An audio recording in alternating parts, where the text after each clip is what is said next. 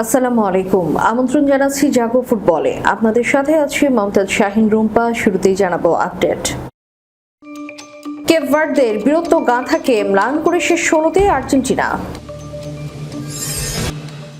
বিশ্বকাপে নতুন ইতিহাস গড়লেন মেসি।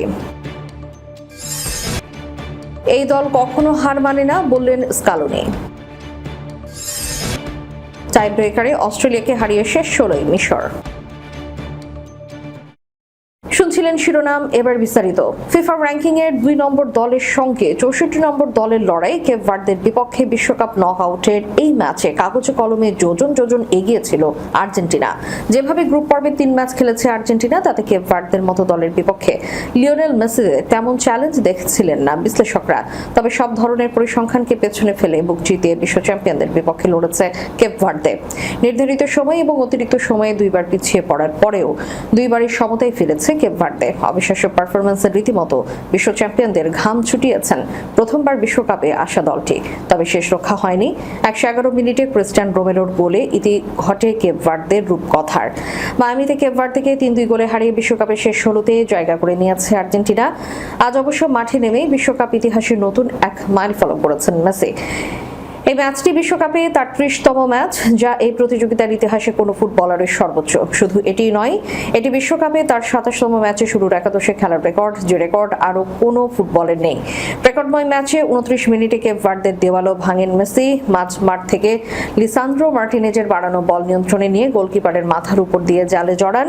এটি বিশ্বকাপে সব মিলিয়ে তার ২০তম গোল। এই বিশ্বকাপে সব মিলিয়ে ৭ম এবং সর্বোচ্চ। ৬ গোল নিয়ে তার পেছনে আছেন ফ্রান্সের কিলিয়ান এমবাপ্পে। এদিকে র্যাঙ্কিং এর শক্তির দিক থেকে অনেকটা পিছিয়ে থাকলেও মায়ামিতে এদিন শুরু থেকেই ইতিবাচক ফুটবল খেলেছে আর্জেন্টিনা। নিজেদের গুটিয়ে না রেখে চেষ্টা করছে আক্রমণে যাওয়ার। তবে প্রথমার্ধে নিশ্চিত গোলের কোনো সুযোগ তৈরি করতে পারেনি বিশ্ব চ্যাম্পিয়নরা। লিড নিয়ে বিরতিতে যায় বিশ্ব চ্যাম্পিয়নরা। দ্বিতীয়ার্ধের ৫৯তম মিনিটে সমতা ফেরায় কেপ ভার্দে। রায়ান মেন্ডেসের ডান দিক থেকে বল বাড়ানো বল যায় জেরয় ডুয়ার্তের কাছে। আর্জেন্টিনার রক্ষণভাগের নজর এড়িয়ে ফাঁকা জায়গায় বল পান। তাকে ঠেকাতে দ্রুত এগিয়ে আসেন লিসান্দ্রো মার্টিনেজ, কিন্তু ডুয়ার্তে দুর্দান্ত এক শটে বল পাঠিয়ে দেন মার্টিনেজের ২ পায়ের ফাঁক দিয়ে। ৬৩ মিনিটে লিওনেল মেসির দারুণ শট ফিরিয়ে দেন ভাজিনহা। ৭৩ মিনিটে আবারও মেসির গোলমুখ থেকে নেওয়া ফ্রি কিক ফিরিয়ে দেন ভাজিনহা। ম্যাচের বাকিটা আর্জেন্টিনা একাধিকবার চেষ্টা করলেও কেপ ভার্দের দেয়াল ভাঙতে পারেনি। ফলে খেলা গড়ায় অতিরিক্ত সময়ের ৩০ মিনিটেই আবার লিড নেয় আর্জেন্টিনা। কর্নার থেকে বাড়ানো বল নিয়ন্ত্রণে নিয়ে লিসান্দ্রো এমন ভঙ্গি করেন যেন দূরের কোনো শট নেবেন, কিন্তু সবাইকে চমকে দিয়ে বলটি জোরালো বাঁকানো শটে নিজের দিকের ওপরের কোণে পাঠিয়ে দেন। এই গোলকেই যখন ম্যাচ নির্ধারণী গোলে ভাবা হচ্ছিল, তখন আবার চমক নিয়ে আসে কেপ ভার্দের সিডনি কাব্রাল। প্রান্ত থেকে বল পেয়ে সিডনি কাব্রাল ভেতরের দিকে কাট করেন। এরপর ডান পায়ে দুর্দান্ত এক বাঁকানো শট নেন আর বল গিয়ে জড়ায় দূরের ওপরের পোস্টে। নাটকীয় ম্যাচে আর্জেন্টিনার হয়ে শেষ পেরেকটা ঠুকেন ক্রিস্টিয়ান রোমেরো। ১১১ মিনিটে কর্নার থেকে মেসির পাঠানো বল সবার উপরে উঠে শক্তিশালী হেড করেন রোমেরো। বল জড়িয়ে যায় জালে। কষ্টার্জিত জয় নিয়ে মাঠ ছাড়ে বিশ্ব চ্যাম্পিয়ন আর্জেন্টিনা। কেপ ভার্দের বিপক্ষে চলতি বিশ্বকাপের শেষ ৩২-এর ম্যাচে গোল করে আরও একটি অনন্য কীর্তি গড়েছেন আর্জেন্টিনার অধিনায়ক লিওনেল মেসি। এই গোলের মাধ্যমে বিশ্বকাপে তার মোট গোল সংখ্যা দাঁড়িয়েছে ২০-এ, যা টুর্নামেন্টের ইতিহাসে সর্বোচ্চ। একই সঙ্গে টানা ৮টি বিশ্বকাপ ম্যাচে গোল করার বিরল রেকর্ডও গড়েছেন। এই গোলের সুবাদে বিশ্বকাপের নকআউট পর্বে গোল করার সবচেয়ে বেশি বয়সী দক্ষিণ আমেরিকান ফুটবলার হয়েছেন মেসি। ৩৯ বছর ৯ দিন বয়সে গোল করে তিনি ভেঙেছেন উরুগুয়ের ওবদুলিও ভারেলার রেকর্ড। ভারেলা ১৯৫৪ বিশ্বকাপে ৩৬ বছর বয়সে কীর্তি গড়েছিলেন। চলতি বিশ্বকাপে এটি মেসির ৭ম গোল। ফলে বিশ্বকাপের সর্বকালের সর্বোচ্চ গোলদাতার তালিকায় তিনি আরও এগিয়ে গেলেন। বর্তমানে তার গোল সংখ্যা ২০। দ্বিতীয় স্থানে থাকা ফ্রান্সের কিলিয়ান এমবাপ্পের গোল ১৮টি এবং তৃতীয় স্থানে থাকা জার্মানির মিরোস্লাভ ক্লোসের গোল ১৬টি। চলতি আসরের প্রথম ম্যাচে আলজেরিয়ার বিপক্ষে হ্যাট্রিক করেছিলেন মেসি। এরপর অস্ট্রিয়া ও জর্ডানের বিপক্ষেও গোল করেন। কেপ ভার্দের বিপক্ষে গোল করে টুর্নামেন্টে নিজের দুর্দান্ত গোল করার ধারাবাহিকতা বজায় রাখলেন আর্জেন্টাইন অধিনায়ক। মেসির টানা ৮ বিশ্বকাপ ম্যাচে গোল করার যাত্রা শুরু হয় ২০২২ বিশ্বকাপের শেষ ১৬তে অস্ট্রেলিয়ার বিপক্ষে। এরপর নেদারল্যান্ডস, ক্রোয়েশিয়া ও ফ্রান্সের বিপক্ষে গোল করেন তিনি। ২০২৬ বিশ্বকাপে আলজেরিয়া, অস্ট্রিয়া, জর্ডান এবং সবশেষ কেপ ভার্দের বিপক্ষেও গোল করে বিশ্বকাপের ইতিহাসে নতুন এক অধ্যায় যোগ করলেন ৮বারের ব্যালন ডিওর জয়ী এই ফুটবলার। কেপ ভার্দের বিপক্ষে ১২০ মিনিটের রুদ্ধশ্বাসকর লড়াই শেষে শেষ ১৬ নিশ্চিত করেছে আর্জেন্টিনা। আর্জেন্টিনার দল যে চাপ, উৎকণ্ঠা আর আবেগের মধ্য দিয়ে গেছে তারই প্রতিফলন দেখা যায় ম্যাচ শেষে কোচ লিওনেল স্কালোনির কথায়। শেষ বাঁশি বাজার পর স্পষ্টতই আবেগ আপ্লুত ছিলেন তিনি। ম্যাচ শেষে তার কণ্ঠে তখনও ছিল উত্তেজনার রেশ। আর্জেন্টিনার দায়িত্ব নেওয়ার পর সবচেয়ে হৃদয় ছোঁয়া প্রতিক্রিয়াগুলোর একটি জানিয়ে তিনি বললেন, এই দল কখনোই হার মানে না। এরপর স্বস্তি আর আবেগ মেশানো কণ্ঠে যোগ করেন, আমরা 100তম ম্যাচে হারলে সেটা কেমন যেন হতো, কিন্তু এটাই তো ফুটবল। এরপরে স্কালোনি আরো যোগ করেন, এটি ভীষণ কঠিন একটি ম্যাচ ছিল, তবে সবসময় ইতিবাচক দিকগুলো দেখতে হয়। এই দল কখনো হার মানে না। প্রতিপক্ষকে অভিনন্দন জানাই। যখন বলা হয় বিশ্বকাপে কোনো ম্যাচই সহজ নয়, আজ তারা সেটাই প্রমাণ করেছে। তারা সত্যি দুর্দান্ত একটি দল। আবেগের প্রসঙ্গ পেছনে রেখে খেলার বিশ্লেষণে স্কালোনি সবচেয়ে বেশি গুরুত্ব দিয়েছেন দলের শারীরিক পরিশ্রম, সবার সম্মিলিত অবদান এবং প্রতিকূল পরিস্থিতিতেও এগিয়ে যাওয়ার মানসিকতাকেই। সবাই নিজের সর্বোচ্চটা দিয়েছে। শারীরিকভাবে আমরা দারুণ পরিশ্রম করেছি এবং কঠিন পরিস্থিতির মধ্যেও সামনে এগিয়ে যাওয়ার সাহস দেখিয়েছি।